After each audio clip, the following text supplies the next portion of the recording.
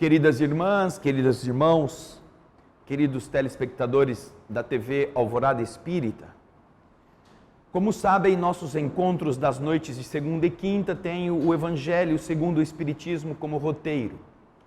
E nós vamos comentando capítulo por capítulo, para que cada um que assiste possa saber aonde vai encontrar o recurso instrutivo que modifica nossa visão a respeito do mundo e nos dá, como falamos na prece, um caminho que seja eficiente, o melhor, o mais eficaz, para que nosso espírito possa encontrar-se do lado de lá em paz.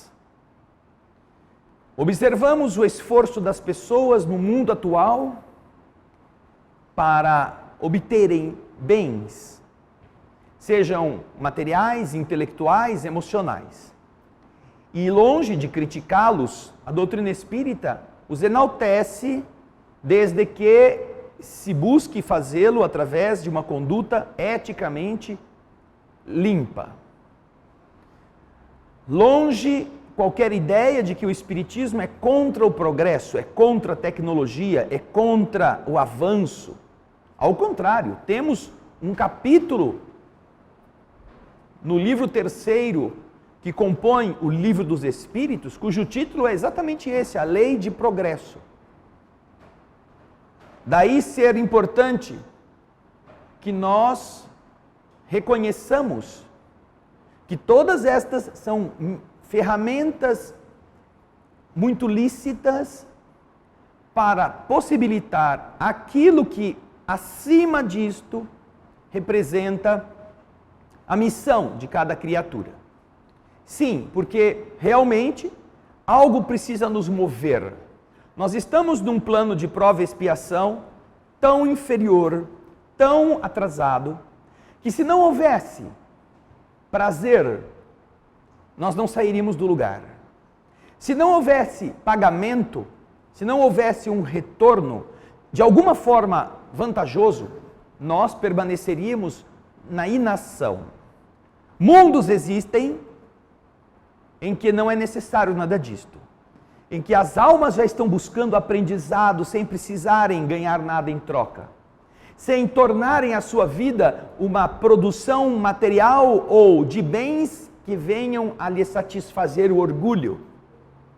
Mas, no nível em que estamos, é preciso, como a própria lei do progresso explica, que a inteligência se desenvolva primeiro, para que depois o desenvolvimento moral a acompanhe, e às vezes não para e passo, não simultâneo, não imediato. Às vezes leva tempo. Este tempo é exatamente aquele que permeia o ser ignorante, mas vitorioso, segundo seus sonhos, do ser espiritualmente liberto, e que muitas vezes pode ser considerado derrotado, pode ser considerado infeliz. Então, o progresso é uma das alavancas que ajudam o ser a sair do seu próprio marasmo. Imaginarmos que haveria alguma conduta que garantisse ao indivíduo esta sobrevivência,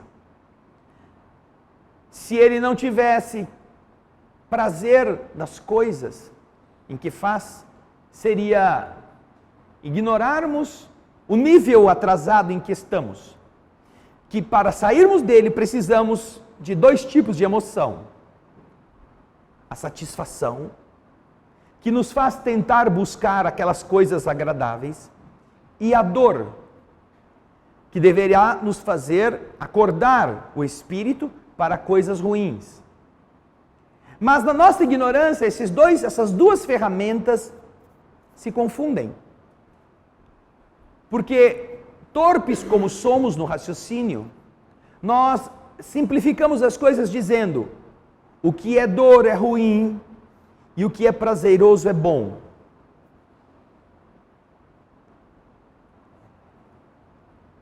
E é exatamente o contrário. Diante do universo, muitas vezes o que é prazeroso é ruim e o que é dolorido é bom. Só que nós não gostamos de raciocinar sobre isto. Uma vez que o mundo espiritual deseja que o progresso não seja do corpo, mas seja da alma, o que enaltece o prazer físico costuma entorpecer o espírito. E o que dá ao corpo uma sensação de mal-estar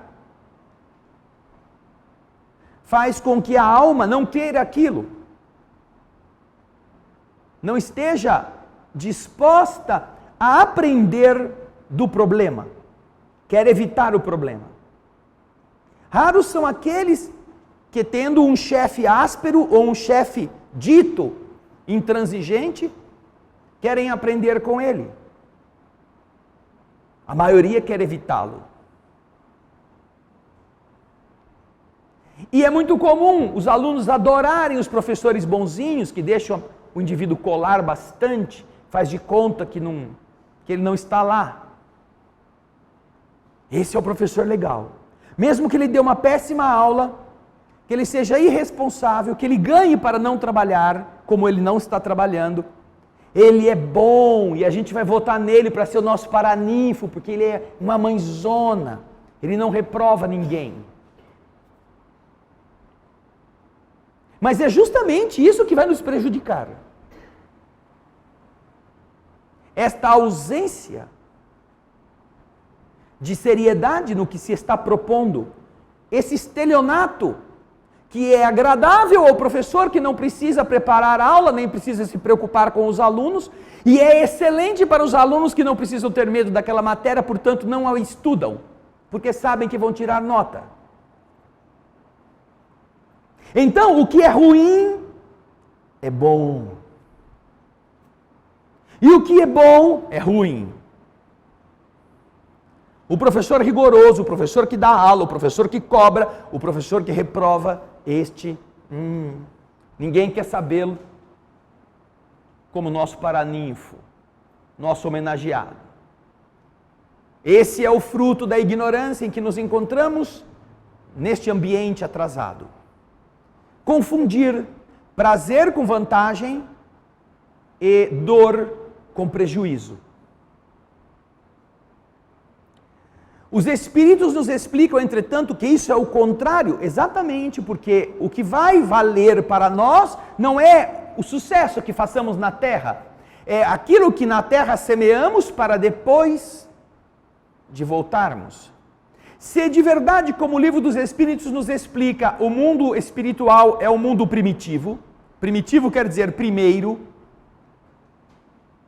enquanto que o mundo material é um mundo secundário, menos importante e que poderia nunca ter existido, e isso não mudaria nada ao mundo espiritual, o mundo espírita, nós observamos que para os espíritos não importa quão vitoriosos nós sejamos aqui nos concertos sociais, nas competições esportivas, no respeito da sociedade em relação ao nosso patrimônio, na beleza física, no enaltecimento de nossas funções profissionais. Isto é irrelevante para o mundo da verdade, no qual nós não seremos doutores, não seremos mestres, não seremos PhDs, não seremos nada a não ser você. Só você. Sem títulos, sem patrimônios, sem escrituras. Tendo que enfrentar-se. Para conseguir todas estas coisas na terra, o que você fez? Podemos analisar. Foi um bom professor, foi uma pessoa honesta, estudou até tarde, se esmerou. Ótimo. Não é o PhD que vai te promover, é como você chegou a ele.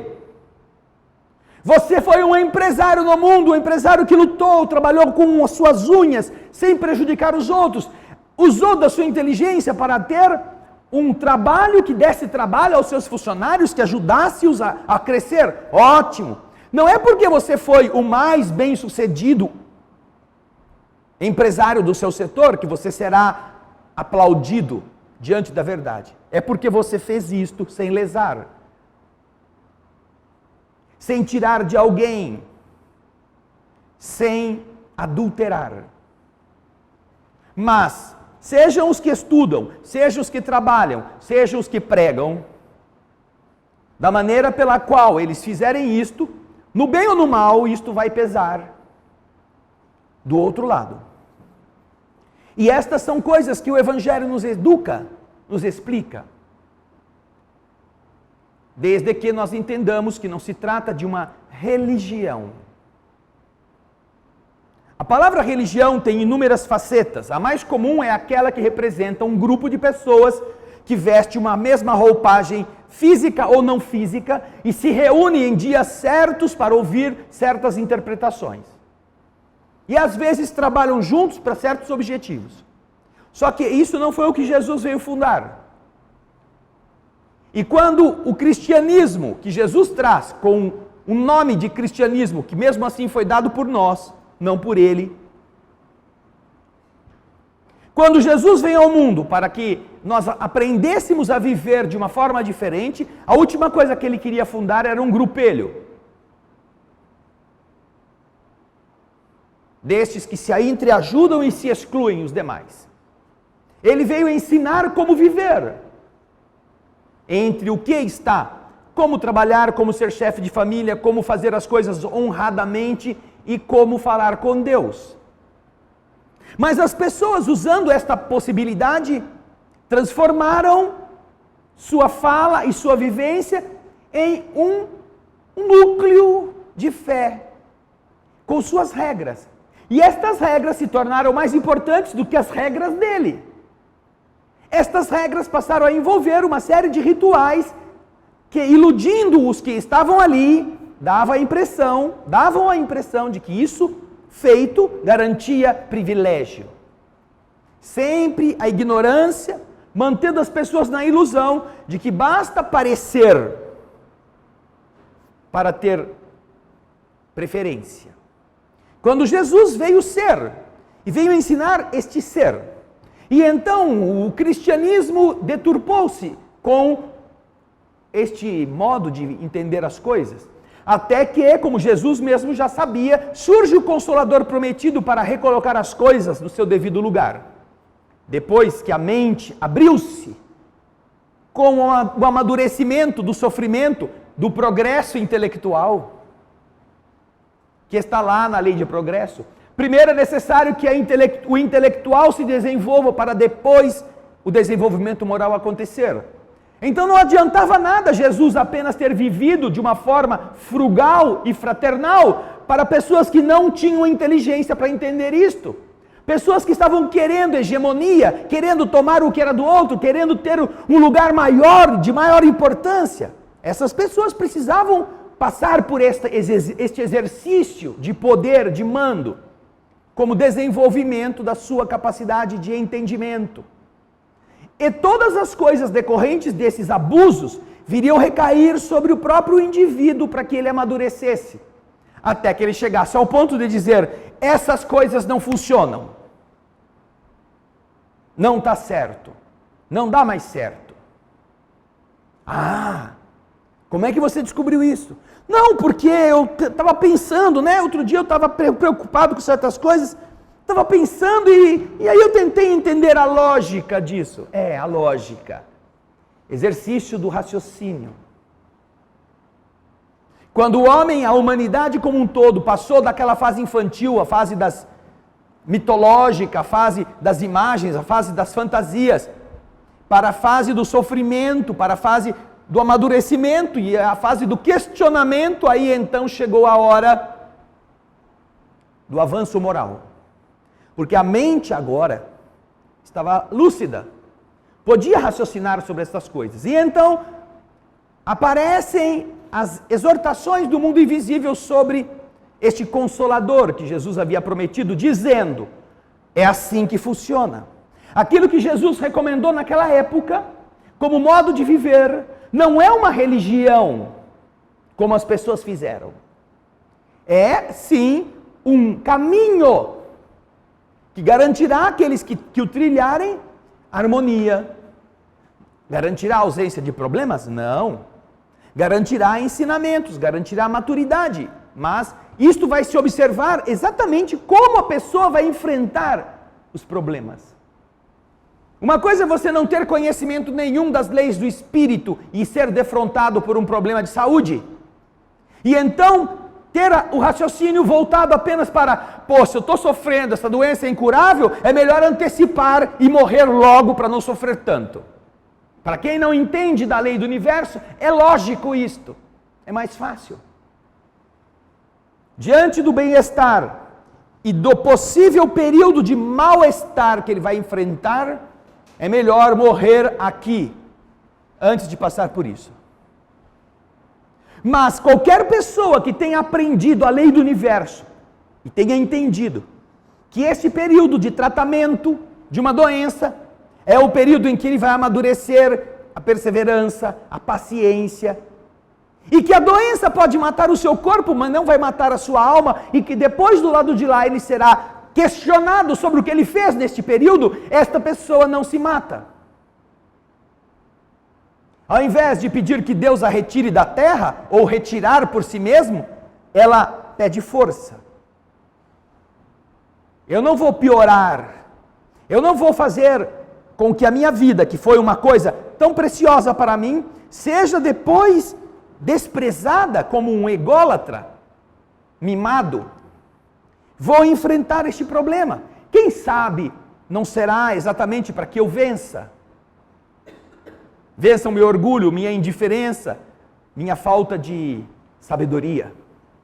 E muitas pessoas que amadurecem aí por força do desafio físico, emocional, material, seja lá qual for, superam e voltam diferentes ao restante dos dias. Observamos, portanto, que se tratou de uma maneira por meio da qual essa pessoa resolveu postar-se. Porque aqueles que não pensam assim vão nas igrejas para pedir que Deus diminua, que acabe com a sua doença, que o cure, que faça ele voltar a ter emprego. Vão lá levar o problema para Deus. Como se tivesse Deus alguma coisa a ver com isto. Mas a pessoa não sabe a regra. É natural que ela faça isso. É como a criança que entra no quarto, brinca de tudo que ela quer, joga todos os brinquedos no chão, e então quando está aquela bagunça que nem ela consegue andar no quarto, ela vai lá e chama a mãe. Mãe, eu não consigo entrar aqui. Limpa esse negócio para eu poder dormir. Não. Quem fez a bagunça? Fui eu. Então, você vai lá e limpa. Mas é tanta coisa, sim, então, para você aprender que na próxima vez, você não vai brincar com tudo de uma vez. Escolha um brinquedinho. Mas se eu limpar para você, na próxima vez você vai fazer a mesma bagunça. Quando você entende a regra da sua mãe, na semana seguinte, quando chegar a hora de brincar, você fala assim, nossa, eu tenho 353 brinquedos. Se eu tirar os 300, eu vou ter que pôr tudo no lugar. Eu vou brincar com o meu carrinho, que está aqui na gaveta. Eu fico brincando com o meu carrinho, faço uma pistinha num pedaço de papel e fico brincando com ele, porque assim, a hora que chegar para arrumar a coisa, eu só ponho ele na gaveta e o quarto está perfeito. Aprendeu. Aprendeu. Nós aprendemos assim. Quando vamos ao capítulo 25º, que é o capítulo que hoje nós vamos começar, capítulo novo, o título é muito sugestivo, porque parece que Jesus está dizendo, chama a mãe, a hora que você quiser, que ela arruma o seu quarto. Chama o pai, para todos os problemas que você criou, que ele vai lá e paga para você sair da encrenca. Parece que Jesus está ensinando isso, mas não é. O título nos faz pensar a respeito. O título é Buscai e achareis. Está buscando um empregado? Vai achá-lo. Está buscando um escravinho para cuidar de você? Você acha. Parece isso? Até numa primeira interpretação simplista pode parecer. Mas, vamos ver no Evangelho que não se trata desta postura. O capítulo será dividido em 3 itens, muito significativos, muito sugestivos, tão importantes que neste capítulo Kardec não coloca, inclusive, a instrução dos Espíritos. São 3 mensagens que ele comenta diretamente das Escrituras, sem necessidade de dividir o capítulo em 2 partes. São os subtítulos: Ajuda-te e o céu te ajudará. Mas estava tão bom só no título, buscai e achareis. Aí o primeiro subtítulo, ajuda-te que o céu te ajudará, mas eu que tenho que fazer a limpeza? Sou eu que vou ter que ir lá, botar os brinquedinhos nas prateleiras? Depois temos uma passagem muito linda de Paulo, observai os pássaros do céu. Não, é São Mateus, desculpa. Estamos aqui com o Evangelho de São Mateus. E por fim, não vos inquieteis pela posse do ouro. São 3 mensagens, tiradas das Escrituras. A primeira nos traz São Mateus com aquela fala que deu origem ao título do capítulo e eventualmente a este equívoco de achar que Deus vai resolver nossos problemas. Diz São Mateus capítulo 7: Pedi e se vos dará, buscai e achareis, batei a porta e se vos abrirá. Porque todo aquele que pede recebe, quem procura acha, e se abrirá àquele que bater a porta. Tal é também a continuação do mesmo Evangelho, que diz o seguinte: também, qual é o homem dentre vós que dá uma pedra ao filho quando lhe pede pão? Ou se lhe pede um peixe, lhe dará uma serpente? Se, pois, sendo maus como sois, sabeis dar boas coisas aos vossos filhos, com quanto mais forte razão vosso Pai que está nos céus dará os verdadeiros bens àqueles que lhos pedem. Então eu pedi para ganhar na Mega Sena no fim de semana que passou, e ninguém que rezou, e teve muita gente rezando. Aliás, eu falei hoje à tarde, seria inspirador se nós colocássemos em cada instituição religiosa da terra uma banquinha de aposta das loterias. Porque o povo vai nas igrejas e não reza, mas ele vai na lotérica e aí reza bastante. Então, se nós conciliarmos essas 2 coisas, ou se fosse possível conciliá-las, nós estaríamos juntando, a reza na hora de jogar com a reza na casa de Deus. Seria interessante? Não seria. Seria um achego para tentar essas religiões que não têm o que dar e que de verdade também são um tipo de loteria, aumentar o número de frequentadores. Porque de verdade, se nós pensarmos bem, nós frequentamos as casas de Deus às vezes como quem vai jogar, todas elas, como quem vai fazer um acordo, ou como quem vai reclamar por alguma coisa que você deu e não recebeu em troca. Mas veja só que interessante, quando diz aqui o Evangelho, que você vai receber por ter pedido, vai achar por ter buscado, vai encontrar a porta aberta por ter batido. Quando você entender que Deus, que é o Pai, Ele sempre dará os verdadeiros bens àqueles que o pedirem. Aí entra a questão: que afasta do título aquela ilusão inicial de que, é só então não fazer nada e pedir ou procurar que a gente acha. Porque, quais são os verdadeiros bens?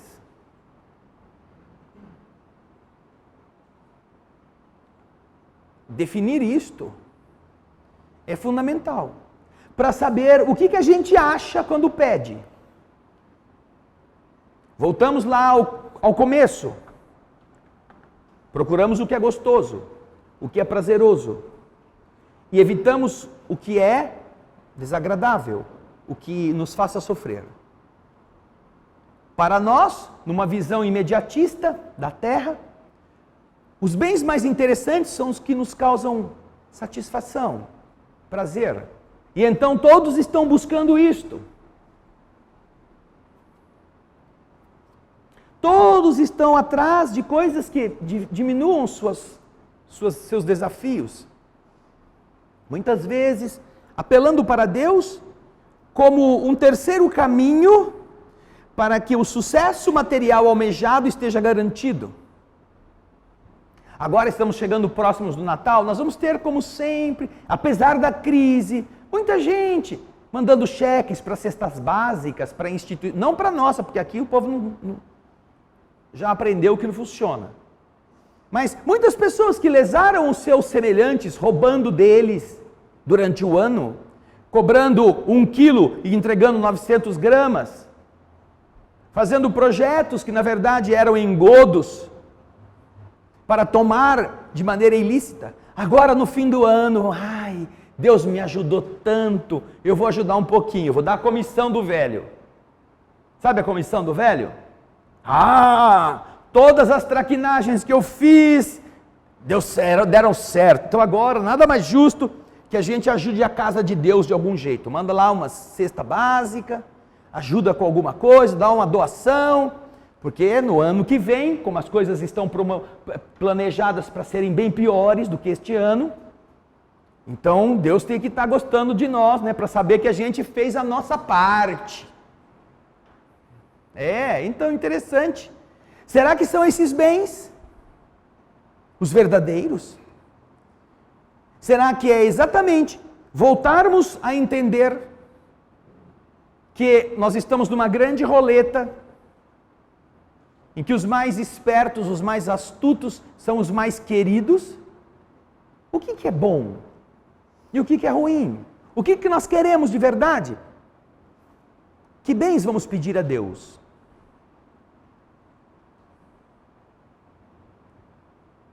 É interessante pensar. Sobretudo quando você passa por experiências dolorosas. Quais são os bens? Entre uma crise de pedra no rim, né, Vanderlei? Uma crise de pedra no rim e uma viagem de turismo, o que você prefere? Que Deus te ajude para você ir assim, para ver as cataratas do Iguaçu, ou você fica sem ver as cataratas, mas fica livre da dor? As cataratas estão lá, qualquer hora eu vou, mas a pedraiada no rim, essa daí me tira o sossego. Que verdadeiros bens estamos buscando? Porque se nós procurarmos os verdadeiros bens, nós vamos encontrá-lo. Jesus usa inclusive uma expressão bastante interessante. Ele usa a fome do filho. O filho está com fome e pede pão ao seu pai. Que pai humano, no lugar de um pão, lhe dá uma pedra? E se o filho está com fome e lhe pede um peixe, que pai daria uma cobra? Ou seja, o filho está pedindo algo que é fundamental para ele: alimento. E, segundo os conceitos da responsabilidade familiar, os mais velhos têm o dever de suprir aquilo que é a necessidade de sobrevivência dos mais novos, que não podem fazer por si mesmos, até que aprendam. Verdadeiros bens E então, que filho é esse que ao pedir, pai, eu estou com fome, o pai compra um carrinho de controle remoto e dá para ele? Aquilo naquele momento é imprestável, é inútil. Pai, eu estou sentindo dor, minha barriga está doendo, não sei o que fazer. Aí o pai vai e compra uma passagem para ele ir para a Disneylândia. Você sempre quis ir para a Disneylândia, meu filho, papai comprou. Mas pai, eu estou com dor daqui, não consigo nem me mexer. Não, isso passa. Lá na Disneylândia você nem vai lembrar da dor, mentira. O que o filho está pedindo para o pai representa o verdadeiro bem que ele precisa. Então, a figura que Jesus usa já demonstra que é preciso nós identificarmos quais são as nossas necessidades para pedir e encontrar, para bater e a porta abrir-se, para buscar e achar.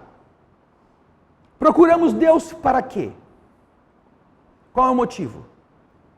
Vamos às igrejas para quê? Qual o motivo? Quando os homens fizeram igrejas daquilo que Jesus viveu, não como igreja, os homens tinham um objetivo. Primeiro era o de se protegerem uns aos outros, porque a religião cristã, assim chamada na época, era combatida. Então todos tinham que se apoiar, tinham que fazer as rezas escondidas, tinham que celebrar essa perseguição com a própria vida exposta. Mas depois que os governantes humanos, sabendo que isso era bastante interessante, puseram isto como uma religião oficial, aí então aqueles grupos formados passaram a ser importantes, passaram a ser dominantes, e aí quiseram abarcar os outros à força. Criaram-se então atitudes que são absolutamente, absurdamente distintas das de Jesus. Com a desculpa de que, aquela instituição era a representante de Deus na terra. Imagina. Então nós vamos perguntar, sem aqui julgar, porque nós estamos numa outra época. Cada época traz as suas exigências e as pessoas que viveram isto não estarão culpadas hoje por terem feito aquilo ontem.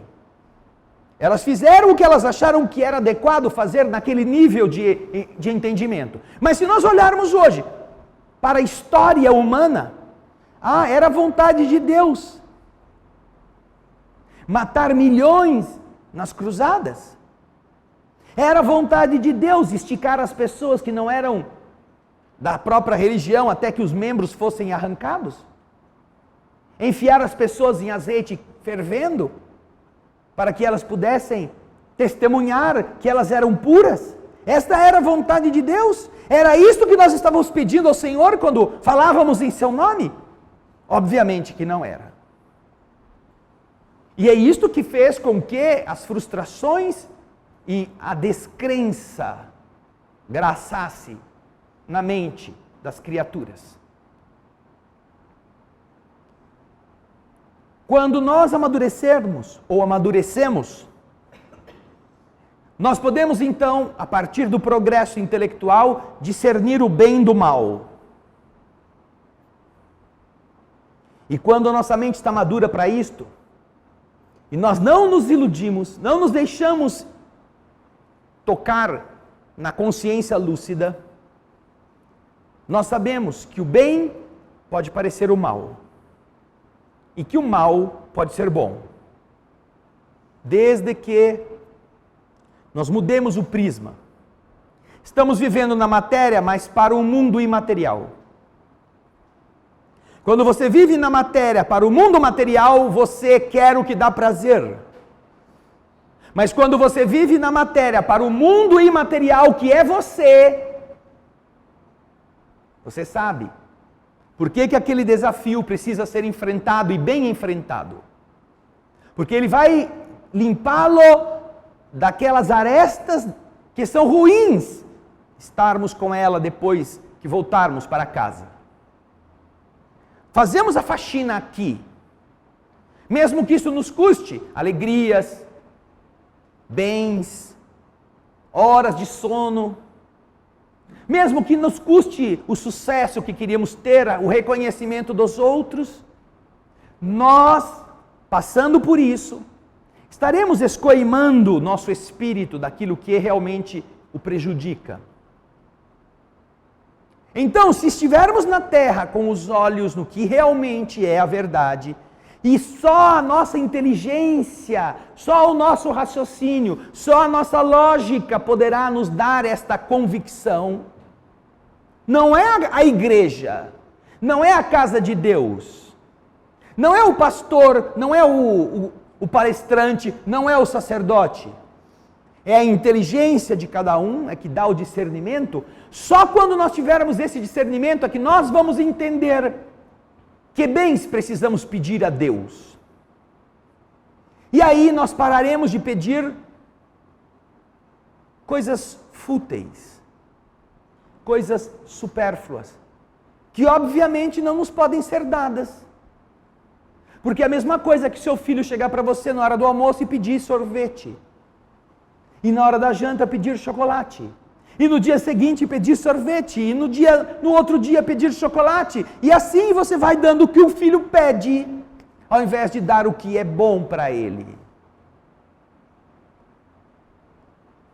Quando ele se tornar adulto e se lembrar que agora ele está com 250 quilos, a culpa foi sua de pai e mãe, ele vai falar, mas por que você me deu?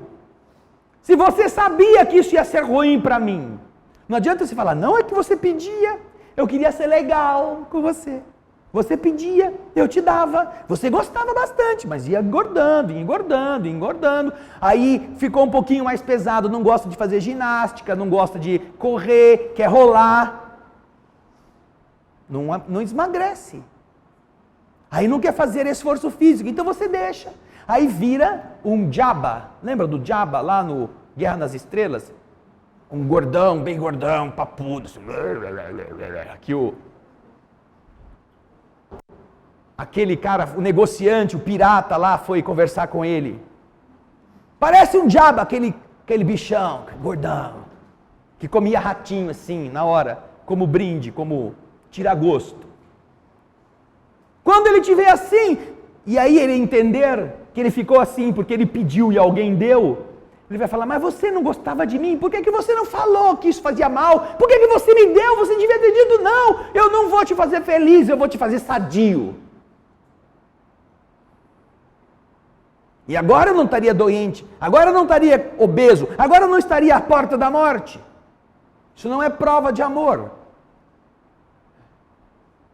Por isso é que é preciso que nós tenhamos chegado ao momento do raciocínio para entender a lógica das coisas. E perceber que se a gente vai falar com Deus, temos que pedir de verdade os verdadeiros bens.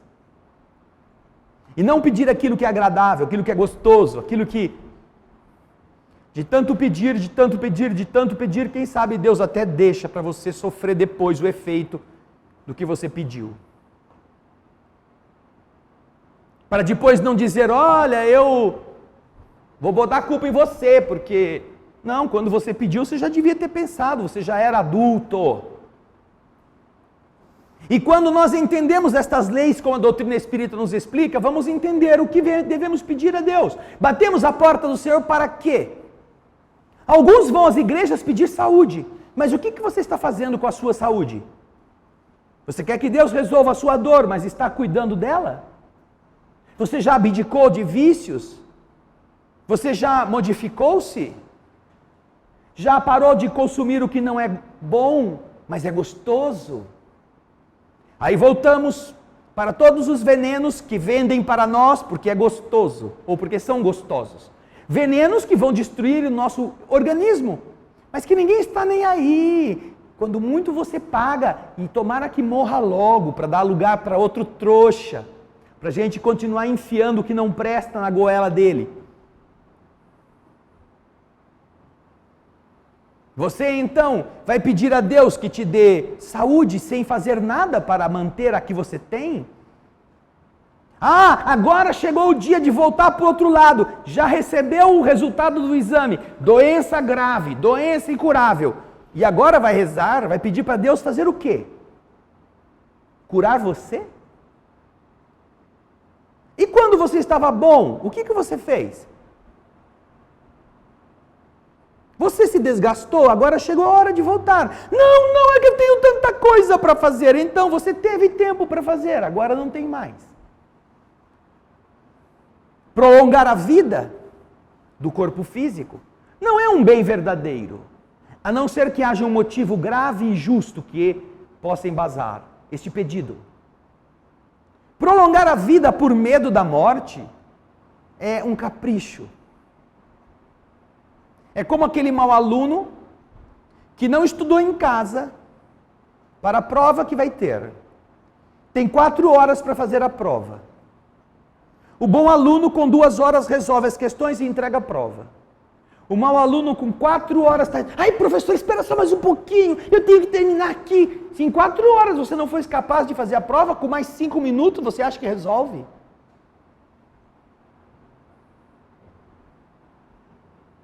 Não se preparou. Então, na hora do finalmente, está ali querendo.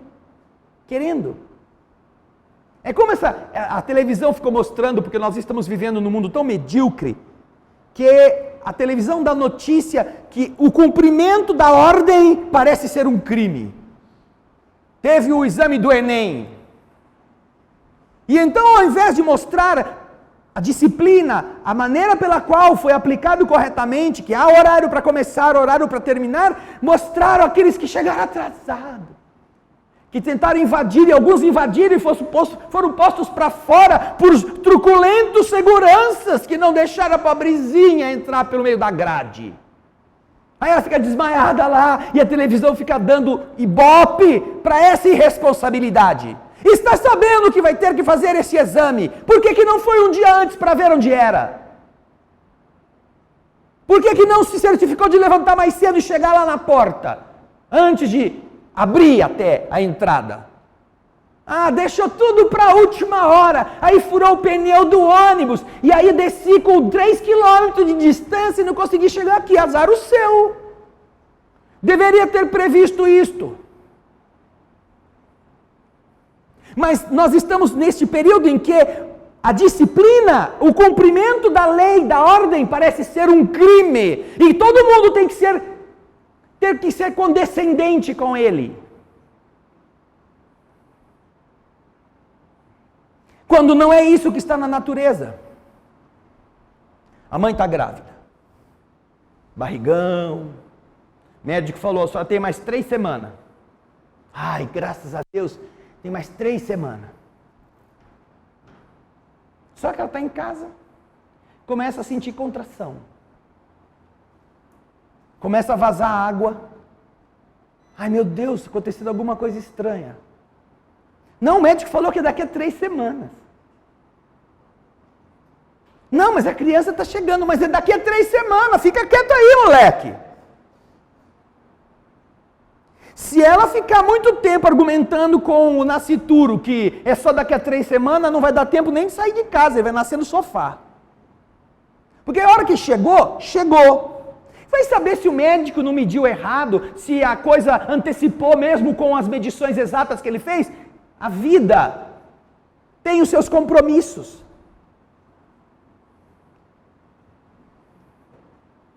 Como é que nós podemos viver sem eles? E desde quando nós deveremos ficar com peninha daquela pessoa que já tendo tido a chance de saber que ela ia fazer o exame ali, ela deveria já ter chegado bem cedo. Ai, desmaiou, ai, vai a televisão, vai o SAMU, ainda vai dar trabalho. É triste? Claro que é, mas é instrutivo. Aprenda. Aprenda a cumprir seus compromissos. Nós estamos vivendo num mundo de irresponsáveis. Apesar do que estamos vendo por aí. Até parece, né? Que o nosso mundo é de irresponsáveis. Mas não é não. Então, quando nós formos falar com Deus, o que nós precisaremos pedir? Os bens que valem a pena para o Espírito solicitar. Ah, você pode pedir saúde? Eventualmente pode. Mas, se você precisa da doença, ou porque você fez sofrer e agora resgata isto, ou porque você pediu para passar pelo teste e avançar mais depressa, como é que Deus pode te tirar aquilo que você pediu por seu próprio interesse?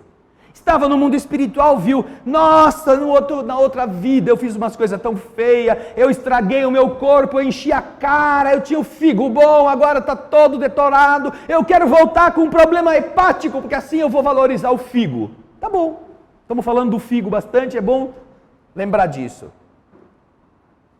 Aí você começa na nova vida a ter problemas hepáticos. Aí vai, ai Deus, por favor, tira de mim esse problema, não me deixa ficar doente do figo. Mas espera aí, carinha, decida-se. Antes de você sair daqui, tem cá o seu registro. Você pediu que você tivesse um problema no fígado para resgatar os seus erros. Então agora aguenta. Não adianta eu pedir para Deus tirar dele o que ele solicitou para ele ser melhor como espírito.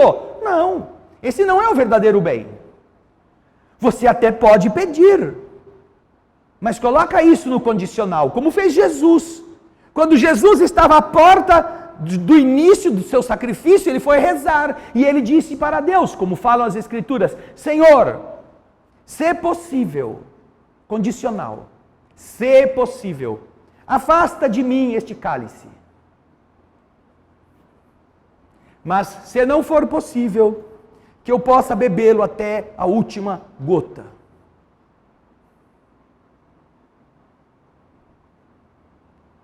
E ele, neste dia, tanto sabia o que o esperava, que acontece no seu corpo algo que só os médicos atuais conseguem definir e explicar. Tal o estado de estresse a que Jesus está submetido, ele começa a suar sangue. Porque rompem-se os microvasos que estão alimentando os dutos sudoríparos, os pelos. E ao invés de suar somente, quando a gente fica nervoso, às vezes as pessoas começam a suar, o estresse a que Jesus está, por saber tudo que vai enfrentar, é tão grande que o seu suor é sanguinolento. E isso aconteceu inclusive na história humana com outras pessoas que passaram por estresses assim. Mas ele pede os bens verdadeiros. Se possível, afasta de mim este cálice. Se possível, Senhor, que a minha doença eu possa conseguir vencê-la. Mas se não for possível, me dá força para eu poder levar até o fim o que eu tenho que fazer. Me dá força para eu desenvolver no meu espírito o que meu corpo poderá me ensinar. Ah, estes são os verdadeiros bens. O corpo logo vai para o cemitério. Mas você continuará vivendo. A roupa não é mais importante que a alma. E se a roupa pode ensinar a alma alguma coisa, não adianta pedir para que a roupa não ensine. É preciso pedir sabedoria para aprender com a veste o que ela pode te dar. E chegando a hora, entregá-la. Os verdadeiros bens. Você está com fome de amor, com fome de companhia boa, está com fome de entendimento? Peça. Boa companhia, entendimento. Mas aprenda a ser boa companhia. Aprenda a ser aquele que compreende. Aprenda a ser aquele que é amigo. Porque geralmente nós temos esta fome e queremos que Deus a supra, quando mesmo nós não sabemos fazer isso com ninguém à nossa volta. Ah, você está sozinho, quer encontrar uma companhia. Então, de quem você é companhia? A quem você se entrega como boa companhia? Será que alguém sente sua falta? Por você ser uma pessoa agradável, no bom sentido da palavra? Uma pessoa cordial, gentil, que estimula, que elogia os outros? Vamos perguntar para nós mesmos quantas pessoas hoje nós elogiamos. No nosso trabalho, na nossa via de trânsito, em nossa família. Quem que nós... A gente geralmente elogia quando quer alguma coisa. Geralmente quando a gente quer criticar alguém, a gente começa elogiando, para depois dar a marretada. Mas quando nós elogiamos por alentar a pessoa que está precisando não só de um afago, mas de um reconhecimento verdadeiro. Quando foi? Hoje mesmo. E como é que nós queremos ser benquistos se nós não nos fazemos benquistos? Todos querem ser reconhecidos, todos desejam estes bens para a alma. E onde estão os generosos que os distribuem? Deus não tem como aparecer na terra e passar a mão na cabeça da faxineira e falar assim: minha filha, como você fez uma faxina excelente hoje, que Deus te abençoe, ou melhor, que eu te abençoe. Mas Deus pode falar para a dona da casa, pode falar para o dono da casa e dizer: vai lá e elogia o trabalho dela. E a primeira coisa que ele vai fazer é: nossa, mas ela é uma estabanada, ela deixa tudo fora de lugar, depois que ela passa parece um furacão, um diabo da Tasmânia, ninguém encontra nada do que ela tocou. Como é que eu vou elogiar uma coisa dessa? Então, como é que quer que ela melhore? Se não é capaz de ver as boas coisas. E como é que Deus vai poder fazer isso por você, se não tem a sensibilidade de fazer para os outros? Será que é esse o bem que você precisa? Ou deveríamos pedir: Senhor, na minha solidão, me ajude a compreender minhas próprias fraquezas. Me ajude a entender que eu preciso aprender na solidão como não deixar os outros na solidão. Me ajude, Senhor. Abre minha mente, abre minha alma, para que esta vida não seja em vão. E então, quando a gente pedir os verdadeiros bens, quando falarmos com sinceridade com o Criador, não existe um pai que quando o filho pede pão lhe dá uma pedra. Não há no universo uma só alma generosa que quando vê você ser sincero, te deixa falando sozinho. Não existe. E neste grande concerto que é o de nos ajudarmos uns aos outros, mesmo que seja o menor dos ajudantes que está com você vendo a sua sinceridade, ele vai falar com o chefe dele, que vai falar com o chefe dele, que vai falar com o superior a ele, que vai fazer com que lá em cima alguém que sabe quem você é, saiba que você agora está sendo verdadeiro. Agora está pedindo os bens que valem a pena pedir. E então não faltará resposta. Aquela que nos projete para o espírito imortal. Não para o homem mortal. Porque ainda assim estamos cheios de ambiciosos rezando na porta das lotéricas. E que continuam sem ganhar nada. Jesus mentiu! Não! Jesus disse que nós deveríamos pedir os verdadeiros bens. E se você vai voltar na história e analisar a vida de cada um dos que ganhou muito dinheiro em loteria, você vai ver que foi uma tragédia. Pedir isto, que parece tão bom, sendo tão mal como é, nenhum pai que ama seu filho gostaria de expô-lo desta forma. Nós estamos pedindo sorvete durante a refeição e é bom que Deus diga não, para que não nos aconteça coisa pior. Começamos hoje o capítulo 25, buscai e achareis. Meditemos a respeito, porque ele nos traz muitos ensinamentos. Vamos orar.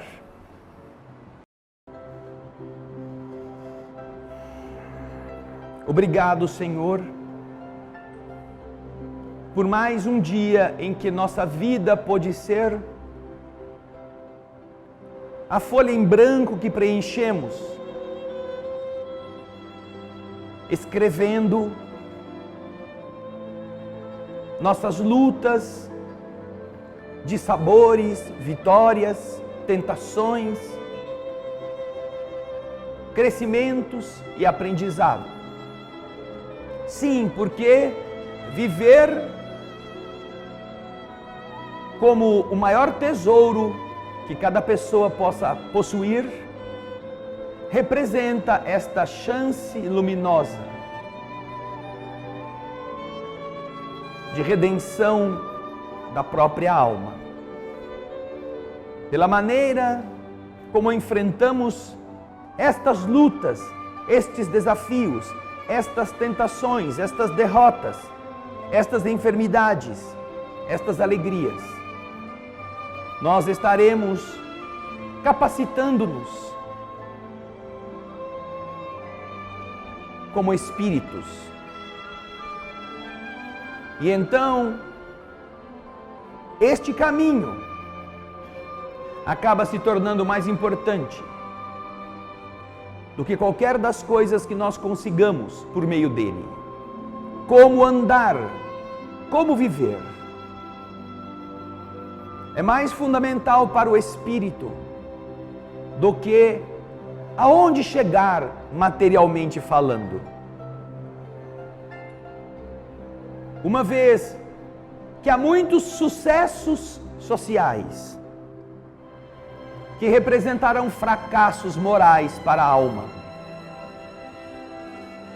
muita vitória nas lutas das competições humanas, que comprometerão o vitorioso pelos métodos inadequados e antiéticos, por meio dos quais conseguiu-se sagrar o ganhador. Enquanto que muitos derrotados, muitos decaídos, muitos ridicularizados pelos companheiros, poderão acordar do outro lado, como alunos aprovados no certame da existência. Obrigado, Jesus, por nos ajudar a compreender essas verdades, dando-nos não somente a vontade de melhorar materialmente, culturalmente, intelectualmente, mas acima dela, a determinação de fazê-lo de uma forma adequada, de seguirmos caminhos que realmente valham a pena. E é nisso que nós acertaremos ou erraremos. Daí ser tão importante que o Evangelho nos conduza pelas trilhas luminosas do caminho reto, para que nossa consciência saiba não perder tempo e chegar de verdade onde precisa. Por isso cantaremos mais uma vez.